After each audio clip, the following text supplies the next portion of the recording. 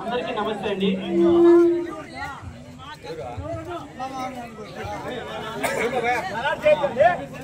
నేను అమెరికా ఇక్కడికి కేవలం ఓటు వేయడానికి వచ్చాను.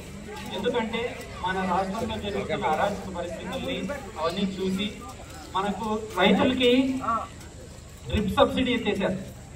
మన పిల్లలకి చదువుకోవడానికి విదేశాలకు వెళ్ళడానికి విదేశీ పథకం తీసేశారు. అట్లనే చాలా పథకాలు తీసేశారు. కొన్ని పథకాలు ఇస్తున్నారు కాదన్న, అట్లనే చాలా పథకాలు తీసేశారు.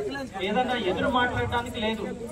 ఎదురు మాట్లాడితే కేసులు పెట్టడం, లోపలేయడం, వాళ్ళ సొంత ఎంపీనే లోపలేసి కొట్టిన సందర్భం చూసాం.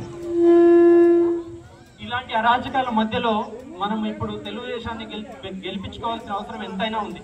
వాళ్ళ ఇంట్లో వాళ్ళే చెప్తున్నారు, వాళ్ళ ఇంట్లో వాళ్ళే మా అన్నయ్యకి ఓటేద్దండి అని చెప్తున్నారు. అట్లాంటప్పుడు మిగిలిన వాళ్ళు ఎలా ఓటేస్తారు? ఎక్కడైనా సరే, ఏ ఊళ్ళో అయినా సరే, ఒక్క ఓటు వైఎస్ఆర్సీపీకి పడ్డా కూడా ఓడిపోయినట్టే, వాళ్ళు ఓడిపోయినట్టే. ఎందుకంటే ఇంత అరాచకం చేస్తున్న వాళ్ళని కూడా సపోర్ట్ చేసే వాళ్ళు ఇంకా అంతకంటే ఎక్కువ అరాచకవాదులే అయి ఉంటారు. కాబట్టి ప్రతి ఒక్కరూ దాన్ని దృష్టిలో పెట్టుకొని కనీసం స్వాతంత్రం తిరిగి పొందాలి అంటే మనము తెలుగుదేశాన్ని గెలిపించుకోవాల్సిన అవసరం ఎంతైనా ఉంది. సురేంద్రబాబు నాయుడు గారి నాయకత్వం వర్ధిల్లాలి. అలాగే మన పిల్లలకి ఈ గడిచిన 5 ఏళ్లలో ఒక్క కంపెనీ కానీ ఒక్క ఉద్యోగం కానీ వచ్చిన సందర్భం లేదు.